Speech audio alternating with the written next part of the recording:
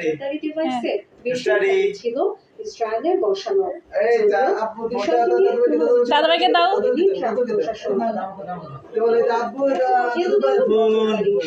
খারাপ আচরণের জন্য এটা দাদাভাই এখন ওপেন করবে। বলো ওপেন করো। ফ্যানটা ছেড়ে দাও।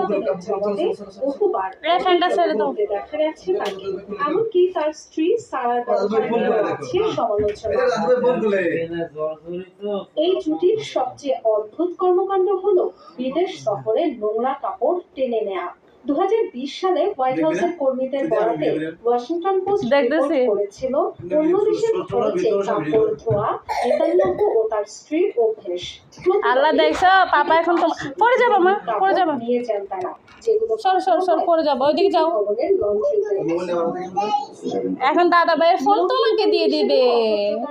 দেখেছেন নেতানিয়াহু 2018 সালে তেল আবিব সফরে ইসরায়েলি প্রধানমন্ত্রীর আমন্ত্রণে নৈশভোজে অংশ নেন। এটা এখন একটা লাগানো আছে তো। জবাবে ও তার স্ত্রী একিয়াবে ডিনার টেবিলে ডেজার্ট পরিবেশন। এখন একটা লাগানো আছে, এটা ভেঙে গেল পরে ওইটা। সে ছবি প্রকাশের পর সমালোচনার ঝড় ওঠে জাপানে। Dorothy Tasrin, Jamuna news.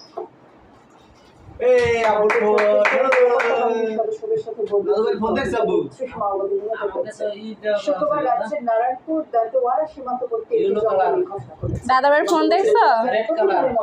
তুমি না বলছো রেড কালার দিবা, আর হচ্ছে এগুলোর মধ্যে রেড নাই, দুইটা কালার থাকে।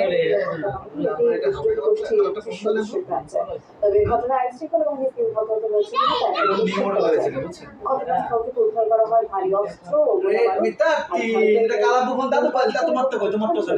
কয়েক দশক ধরে তৎপর ছিল গেরিলা যোদ্ধা।